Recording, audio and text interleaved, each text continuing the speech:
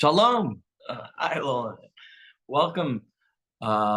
We still have about a minute or so to go, and we're waiting on Rav Aaron and Rabbi McLashley to come and join us. I think they are planning on it. Shalom, Channing, and everyone, welcome. This is going to be an interesting Parsha. This is Vayishlach.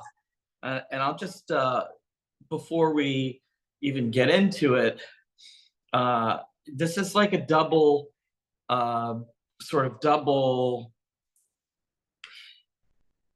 fortuitous thing for me. So I'm having an opportunity, I have an opportunity to officiate a bar mitzvah at the end of this week. And this is the Parsha. So I've been working on studying this Parsha with the B'nai Mitzvot, the two kids who are having their bar and bat mitzvahs. And you know what their drash is going to be on? No, it's a surprise. We might talk about it afterwards. The parents are a little bit nervous because I talked to them a little bit about what I plan on talking to us, the group, tonight, which is about the mystery of this wrestling match, one of the mysteries of this wrestling match. But I said, sort of on the way out of the door, I said, "Oh yeah, and by the way, I think in the same Parsha, Benjamin might be born, and there's a reference to, it says they called him Benjamin, and thus Rachel died. And while there's no mention of that, there's a lot of discussion about if Benjamin was a werewolf." And the kids went, "Oh, we're doing that." And Esau was a vampire. Right, yes. So we can talk about that tonight too. That's very good. I've done a lot of research on that one. Oh, I can't wait to hear. Hopefully you'll share that with us tonight, Channing. I'm gonna, if you don't mind, I'll put a pin on you so that everybody can see you as well. And Rav Aaron is there, and look at that, he's right side up today. Why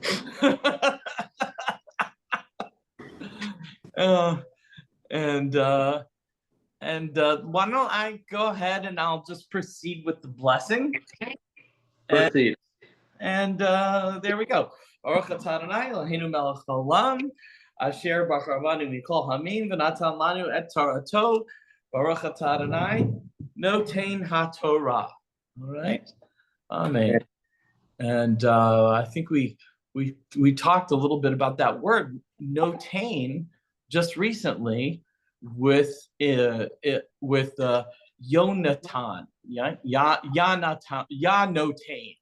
Yanotain, right? Jonathan and Yanotain. This is in chapter 35. This is Vayishlach, which is chapter 32, verse 4 is where this starts. Okay. Oh, all righty. And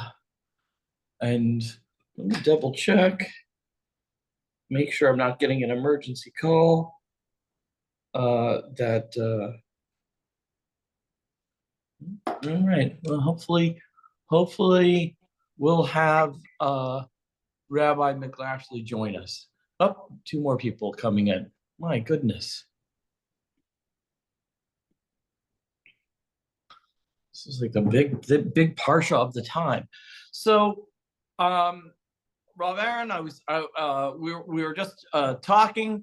I don't know if you overheard about Benjamin and the werewolf, and Channing had mentioned about Esau being a vampire, and we're gonna talk a little bit about that a little later. But I do want to spend some time, of course, talking about the big wrestling match, and we'll summarize a little bit. Let me summarize a little bit and start just sort of kick it off. How about that? Which is this chapter is about Jacob, and I'm sure that here everybody kind of remembers that Jacob tricks his brother Esau out of his birthright, right? And he tricks his blind father into blessing him, which in my opinion is a huge sin to capitalize on someone's disability in Judaism, right? So he tricks his uncle Laban, right, out of several hundred sheep, and kind of, this is his story. This is a little bit more about Jacob, who so far to me seems like he's a little bit of an amoral psychopath. He's cheating blind people. He's cheating his, and I know that Laban cheated him 100 million times, and we talked about that last week. But so Jacob finds out that his brother, who he's wronged, right, is coming back to meet him. Can I stop you there? Yeah, please? you can. Mother put him up to it. So let's just talk about some of those the accusations that you leveled at Yaakov, just to play devil's advocate. Yes. The lawyer in me just says, a defense lawyer in me says, come on, you're being the prosecutor right now. Yes. And it's an ultimate character assassination of him. And then ultimately, Yaakov becomes Israel, who is the father of the Jewish nation, Bnei Israel. Yeah. So let's take a look. But your take on these events are much more nuanced than how you're just explaining them. Well, of course. If you were on the other side, if you're a prosecutor, you would say these things, right? And that's kind of like the way Judaism looks at like life and evaluating life. It's really interesting. There's some parallels to the way I believe ancient Egyptians also saw the afterlife, that there would be an evaluation, there'd be a weighing of deeds on one side and the other, and it would determine how their afterlife would be. And I don't know the specifics of the Egyptian afterlife. But that being said, when a Jew dies, there's a measuring of all the deeds. It's like a movie. What it said is, it's like a movie. Your life is played before your eyes, and we have prosecuting angels that deal with us on our everyday basis. That's how part of what we do in Rosh Hashanah, Yom Kippur. We talk about the prosecuting angels, and you can commit certain acts and say certain things where the prosecuting angel says to God, look what he's doing, give him a whack. What you're doing right now is you're being very much of a prosecuting angel about Yaakov. And let's just take a look at like them one by one. So, because I have a reason, of course. I'm going to come full circle. To begin this way, first of all, we know that Yaakov, the way he was born, was Esau was born first, but if you think about it, when twins are born, and this is the idea, this is how one examines it from a Jewish perspective, the first sperm to reach the egg would have been Yaakov, the second sperm, Esau, then Esau would have been the first to leave. So is it partition or is it actual conception which makes the firstborn? Okay, so that's where did I say that right? Partition? Is that the correct? Well, fertilization, yes, or which one gets out first, right? Yes. Partition, right? Yeah. So then Yaakov gets this name based on the heel. The Akev is the heel, and he's given this name because he's grabbing the heel of Esau, who's coming on first, because he wants to be the firstborn, because the firstborn has a special status among Jews. According to Torah law, the firstborn gets a greater share of the inheritance and gets a special blessing from the father. And ultimately, we see in the future, the law says that the firstborn was intended to be part of the priestly class as well. So there wasn't going to be a priestly class. Each firstborn within a family would end up being a high priest. That later changed because of certain circumstances, but the original intention was that. So he gets this name, Yaakov.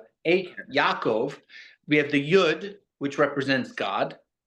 Then we have the heel. So we have the God in the heel. And then his name, ultimately, it gets transformed into Yisrael, which we're going to find here. But what you're saying is the first accusation that you leveled against him was how he tricked his brother out of the birthright. Now, number one, whose birthright was it?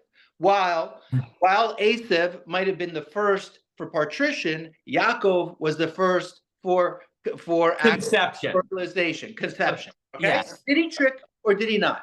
Second, Yeah. Esau made a deal.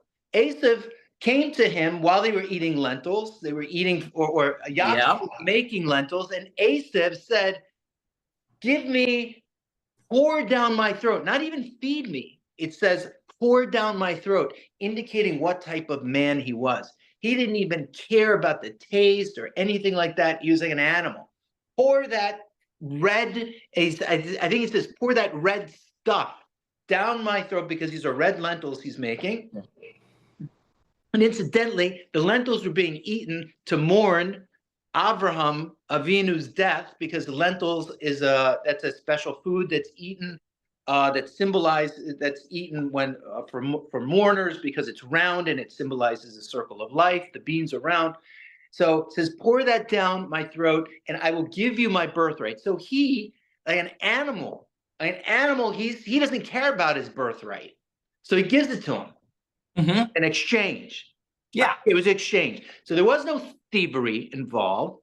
And then what happened with Yitzchak was very interesting too, because Yitzchak really liked Esau.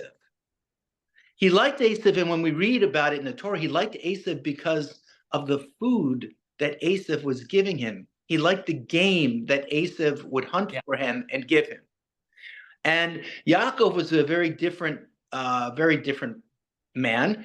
Yaakov represents, from the Kabbalah, the concept of Tiferet. Tiferet is the balance between strength, Gevurah, and Chesed, between strength and power, like strength and severity.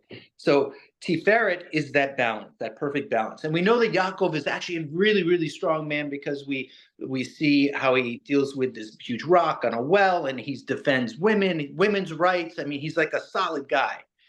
So when it comes to Yitzchak is unaware of the deal. And how are you going to explain to your blind father that Esau gave up the firstborn rights, and he knew Esau was going to renege on the deal, because that's exactly what happens. Because once Yaakov gets the blessing, what does Esau say? He says, "He stole it from me. He stole my blessing." And he didn't steal it. He gave it up. Yaakov was clever enough to understand Esau, to understand how a thief functions, and he was able to navigate that world in order to survive. So he had God on his side. He had to be the heel, which is hard. The heel on your body is very hard, and you step on it all the time, and it has very little nerve endings. But sometimes you got to be a hard ass, and you got to know when to be a hard ass, and you do it with the Yud, with God on your side, with asking God for that blessing, with God's guidance. And so sometimes you can't just all be a pushover. You can't be chesed. You can't be all gevurah. You can't be all kindness, and you can't be all severity. You're the balance, and that's what Yaakov was. And when he I do have to point out to everybody here that Rob Aaron is indeed a defense attorney, okay? And so I understand his heartfelt defense of this guy who cheats a blind man, okay? I understand. And no. Wait, can I be the Absolutely. I have another proof for you. It's a Torah prohibition. It's a Torah prohibition to put a stumbling block before the blind. I know. Yaakov was learning. He was learning Torah already. He was a Torah scholar. He did not put a stumbling block before the blind. He took what was rightfully his. That's what he did. Right. You're a defense attorney. I'm going to agree with Aaron here. So, go ahead, Shannon. Yes. Shannon. But since we're this red stuff that he was eating, he was wounded and was needed to be healed. And if he was a vampire, he could have needed the red stuff was the blood. He knew he was going to die unless he had blood. And so Jacob actually gave him his red stuff. So to bring in exchange, it's like, you want to live? You have to give up your birthright. Otherwise, you're going to die. So, and then let him drink from his blood. That is proof. That is like the first proof that I have on my theory of vampirism. Yes, okay. Which I think multiple theories can exist simultaneously. I do. Yes. So I would agree. It's always a yes and. So let's talk a little bit. Let's get to the part where. But the Torah says that Yaakov was cooking a stew. Yes, cooking a stew. It says to Yaakov, pour some of this red stuff because I'm exhausted. And he was therefore given the name Edom, meaning red. And Yaakov thought Esau was not. So Yaakov said, sell me your birthright. And Esau said, look, why do I need this birthright? And Yaakov said, swear to me.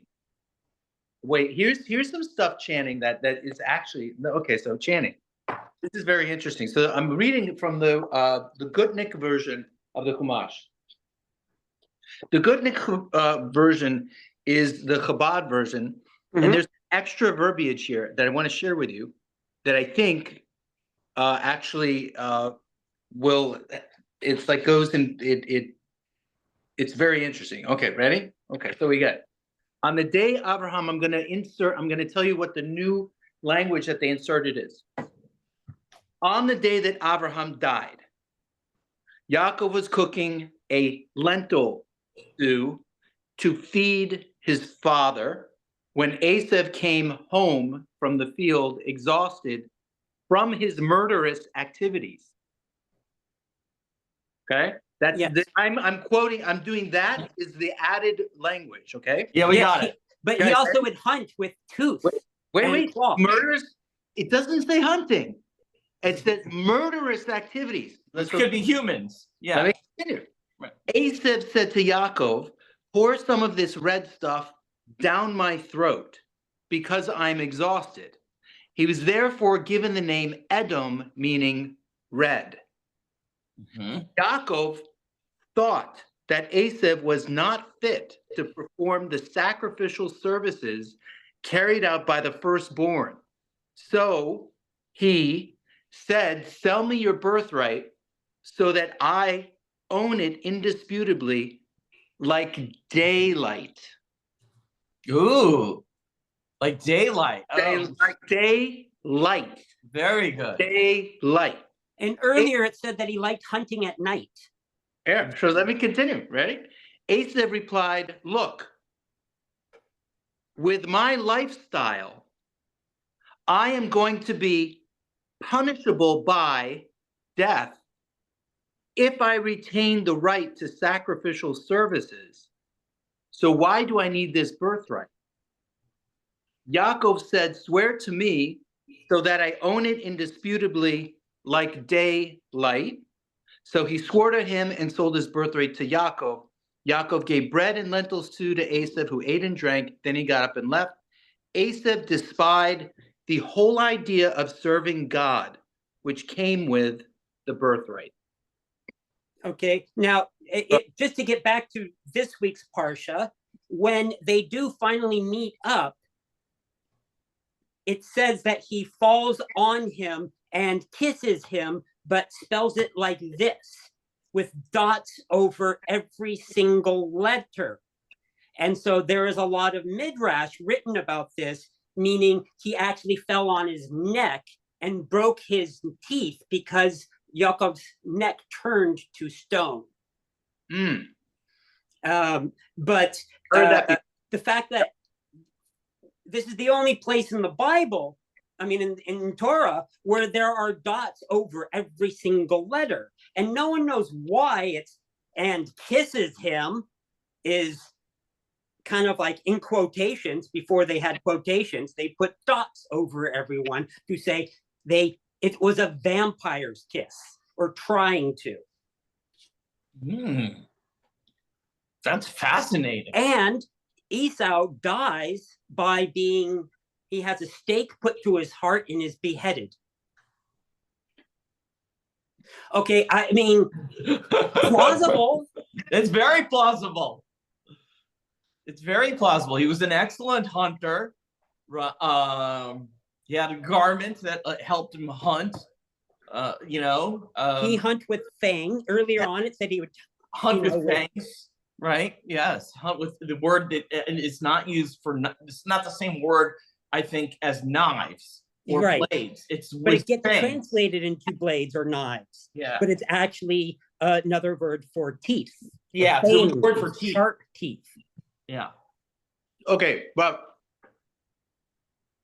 why? How did he become a vampire? Well, some people are just born vampires, just like Benjamin was born a werewolf. But let's understand how the story might, like, what the allegory for this is. Okay, so that twins are born. One's a vampire, one's not. One's a daywalker. Team Jacob or team what's who? Come on, someone knows Twilight. Oh, yes. God. But it didn't sparkle. He didn't sparkle. Yeah. Oh my goodness. And so Yaakov, when he confronts Esau, he sends angels to him first. Messengers. Yes, messengers. Malachim. Yes, literally angels. Yeah. Yes, messengers. Yeah, messenger angels. the type of angel. It says, yeah. Then Jacob sent angels ahead of him to Esau. And that has been translated as both, as messengers or angels or messenger angels. And that's the very first. See, we finally got to the first words of the actual Parsha. First Parsha's name, sent. Vayishlach means to send. To send. Vayishlach, to send. Well, can I skip ahead a little bit to the wrestling match? Go ahead.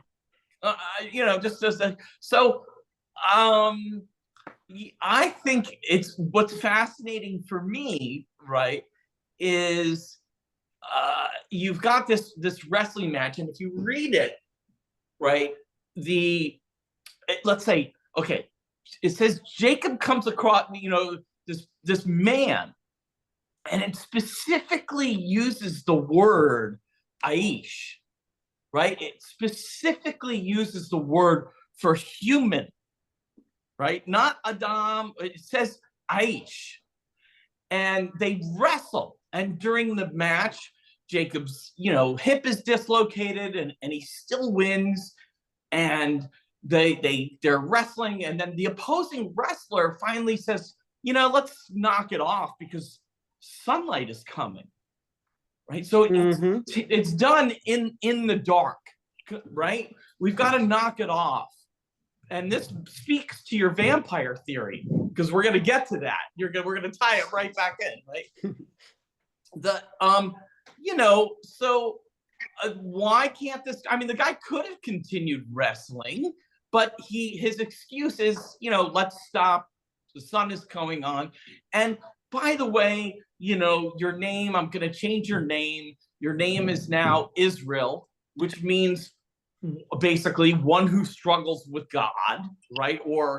And they talk about it here in the Stone edition, and it's because you have struggled with God, Yisrael, right? And he says, the man says, I'm renaming you because you have struggled with God and men and succeeded. So Jacob asked the wrestler, the other guy, his opponent, for what his name is. But the other guy doesn't say. There's no response. And now I'm going to say that I've read a lot of midrashes and texts about, well, who is this man? I mean, it doesn't say angel, but every school kid or who went to Sunday school will tell me, it's either he was wrestling with God himself, because that's why I got named Yisrael, strives with God. So it's either God himself or a representative of God, one of God's representatives, an angel, right? But and that's what most people hear. But there's some really interesting midrashes and stuff. In Bereshit Rabbah, it says that Jacob wrestled. Some rabbis say that actually it was Esau. That No, man. It was Esau's angel guardian. Yes, no. Some say it was actually Esau. That it was actually just Esau in the darkness, and he was a man.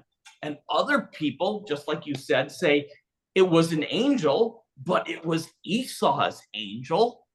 And that's what it says in Bereshit Rabbah 70:73, right? It says it was, and Esau's angel was sent to test or harm Jacob, and by prevailing, Jacob, overcame, this negative spiritual power. And he demanded a blessing from this angel messenger. Yes. And the blessing was that he was renamed El Wrestler. Grammatically, it's God Wrestler. Right. God Wrestler. That's right. El. So a divine wrestler. Yeah. And I always also thought it was interesting. So, and Aaron referred to this before, right? Esau was given the name Edom, and that happens in Genesis 25:30, right? And that's the name of the nation that descended from him, right? And that name of that nation in the Jewish tradition has become synonymous with Rome, right? And Roman times. And so each God assigns a prince or a sar over every nation, right? So Esau has his own guardian angel, and Edom has its sar, its nation, right? And so lots of discussion about who was this angelic guardian? Who was the angelic guardian of Edom? And some rabbis say it's Samael, right? Well, I just had a bit of an insight right here. What if this section, the wrestling match, is actually a shamanic vision that he is having? Because it does say afterwards, as the sun rises up and it's over, he called the place the face of El, for I have seen gods, Elohim, face to face, and my life has been saved. Yes. And so this is him coming up, awakening from his vision quest, where he's in this other realm with these Elohim, gods, and men. I think it's very funny, actually, that he names the place the face of God. Right? He names the place because if I were sitting, I don't know about you, but if I were sitting around minding my own business and were attacked out of the blue by a wrestler, right? Okay, I would name that place France or Hell or it's the blessing. When he got renamed, names have power, and by being renamed Yisrael, he then saw the face of Elohim.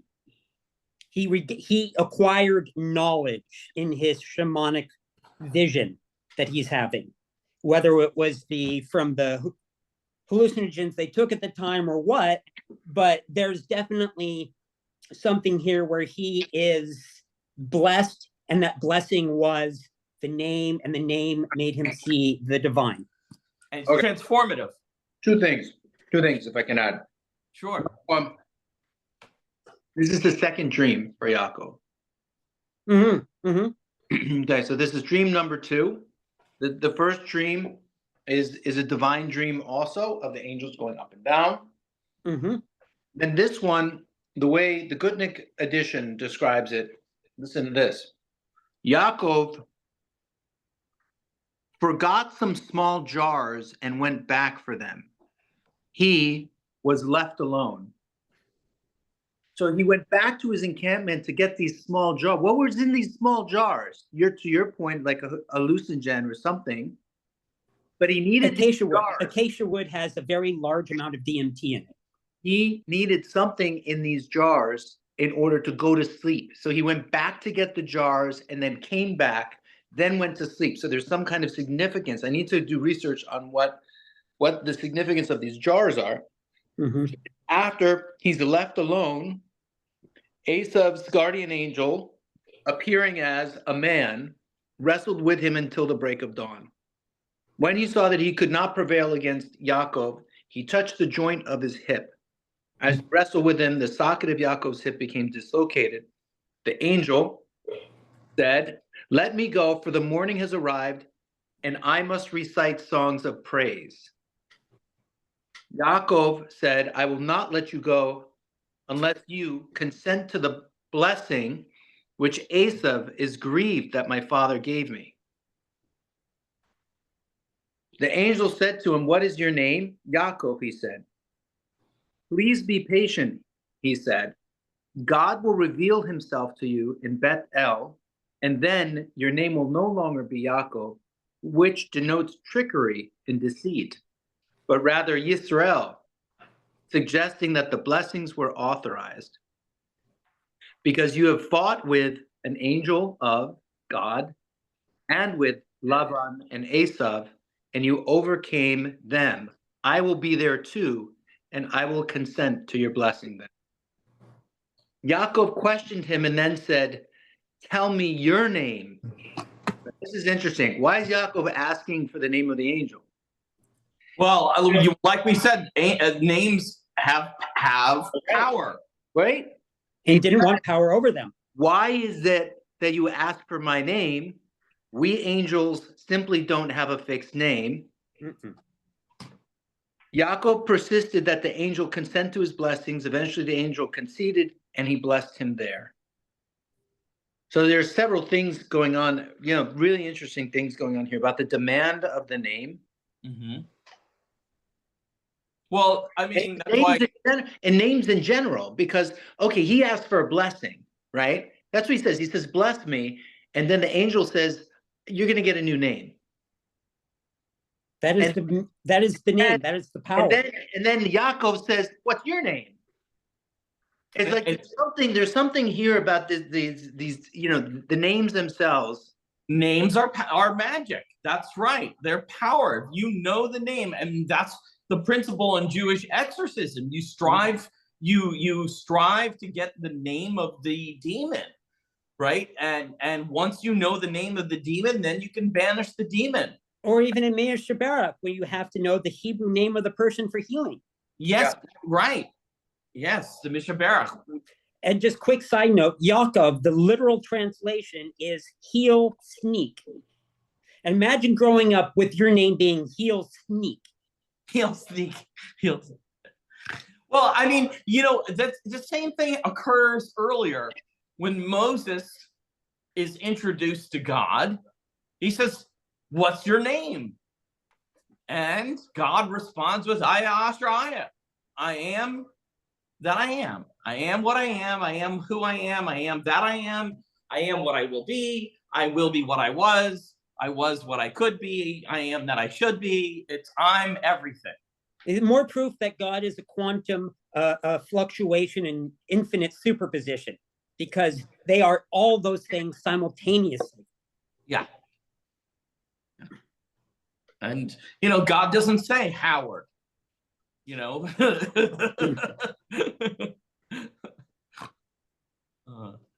although J.R. Bob Dobbs, he gives his name out quite freely, but he's not a deity, he's just a prophet.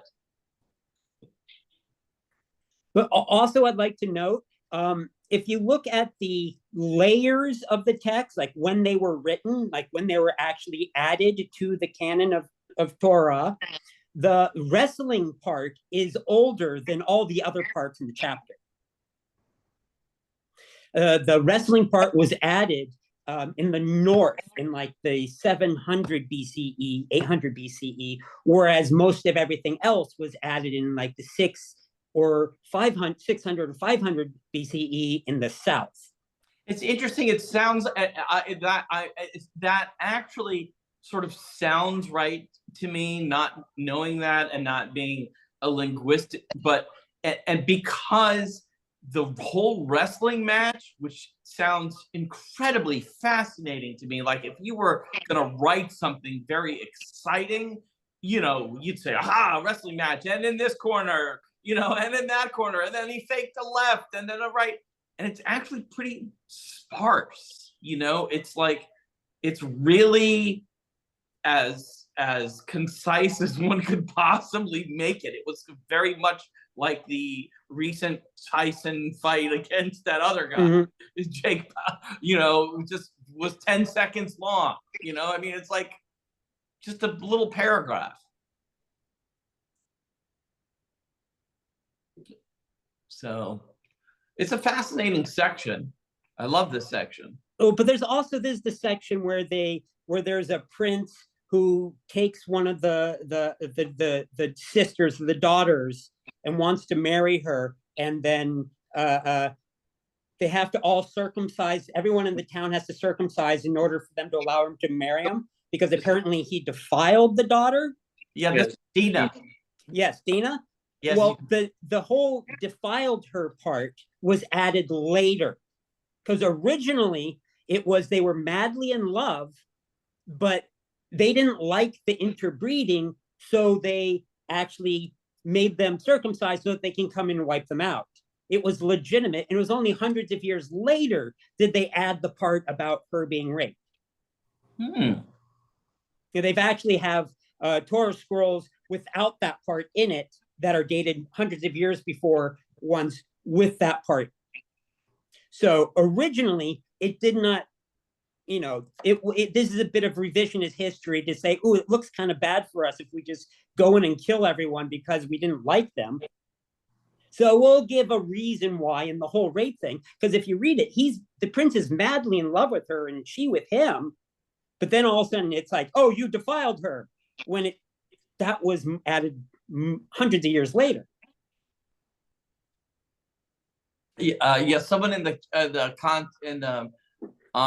the chat just mentioned that they had heard that the descendants of Cain were also vampires, and that I've heard that. I've heard that that too. Yeah, I've heard that too. I'm not sure. I know the lore. I'm not sure I know the lore around it, but I know that I have heard that. We are all the descendants of Cain. Well, if we're all descendants of Cain, then we're all vampires. And if every dog is black, wait, no, it doesn't work like that.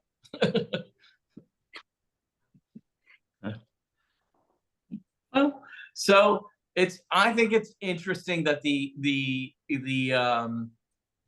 that Midrash identifies the Roman Empire, the capital of Rome, and that this is why, Esau, Edom came to be the angel, that angel Rome, represented the Roman Empire, and you can see that, like, I think in some of the historical writings of Josephus, that the Romans considered themselves like to be this contemporary power of Esau or Edom. It's kind of interesting. So, any other thoughts, questions, insights that we want to share tonight? No? All right. I think Rob Aaron has a lot to, he's looking stuff up left and right. Yeah. Yep. Yeah. Well, the story with Dina, it's there's this really, there's some, I can't remember it. The Dina, there's the there are stories about the Gilgalim. yeah. Gilgal is the reincarnation of different characters. And there is a story, and I'm trying to recall it, the story of Shechem and Of what?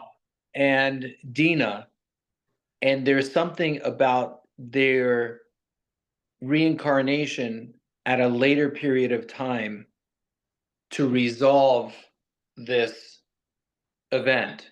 Oh, that resolves this particular event. Event, right? And it's, I see. and Shem, he gets reincarnated and somehow becomes some heroic figure. So after taking Dina against her will, because what he says is he loved her and he loved the girl, and he spoke to her, so they were talking. You know, what's interesting is, okay, where's Dina? Like, why is Dina not with her family? Like, how'd she wander off to you know, it says Dina, Leah's daughter, whom she had born to Yaakov, went out to observe the daughters of the land. Shechem, the son of Hamor the Hivite, prince of the land, saw her. He took her, lay with her, and violated her. Yes, the violated verb was added later. Well, that's It's just not actually what it originally said. okay. Well, that's just his soul cleaved to her. He loved the girl. He spoke to the girl's heart, telling him how much wealth he had, more than Yaakov. Shechem spoke to his father, the king, saying, "Take this girl from me as a wife." So, number one, like, what's Dina doing wandering away from her family? Right? There's like several layers here. Then it's like sex before marriage. And then it's you know, you're telling your father to take the girl. You're not even taking responsibility yourself for it. I mean, the Torah is trying to teach us that, irrespective of whether or not it's, you know, a timing, and when it's written written for a message. It's written for a lesson, right? So that we take away something from this. So moving forward in our own lives, like, how do we behave? What is proper behavior? Right. But also there was a lot of patriarchal control here, and there was a lot of goddess worship around this time that was redacted out of Torah in a lot of places.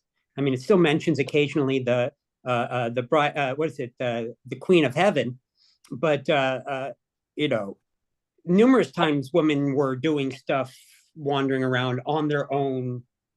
Yeah, and the last Parsha, I think it starts off with one of the with the women being, I can't remember if it was Rachel or Leah. One of them is being a shepherd themselves. They're guarding the sheep. They're off being the shepherd. I think it was in the last Parsha, actually. I had noted that, and I was just going to bring it up. The only thing I know about Dina is that I've heard tell, of course, that many rabbis think that because of the Gilgal and stuff, is that she was actually ensouled with the soul of a man, and Isaac was the reverse, was ensouled with the soul of a woman. And I've heard that, which, you know, yeah, was part of Gilgalim. So, yeah, these are all fascinating. Fascinating. You're still looking for the Book of Miriam? Well, maybe it'll be found. Like her version of the events. Yes. Yeah. Which would have been edited out during the Hashmonean dynasty, when a lot of these things were redacted and Yeah, I mean, I was thinking about it just the other day, and I don't want to be, too mixy matchy and freak people out, but I realized that, like Miriam, if you really think about it, she's a water witch. Mm-hmm. She's really just, I mean, what? Yeah, dowser. Not just a dowser, but really a water witch. Oh no, she controlled the basket with Moses to go to the queen. Yeah. We're getting ahead of ourselves. That's Exodus. Which is where we started. Well, I think, how about if we conclude a little bit 15 minutes early tonight, maybe? And get out a little bit early and have some pizza. Yeah, I'm fine with that. I think I got my rants in. Well, I always had to throw the feminist queering, the feminist plug in there. Yaakov's names gets changed when he journeys to Luz. And remember, in the last Parsha, we were talking about Luz. Yeah. Which is where he laid his head for the first dream, right? Right. And it's called Beit El, House of God. And that all the people was with him. He built the altar there and called the place Beit El. Yep. Because God was revealed to him when he was fleeing from his brother.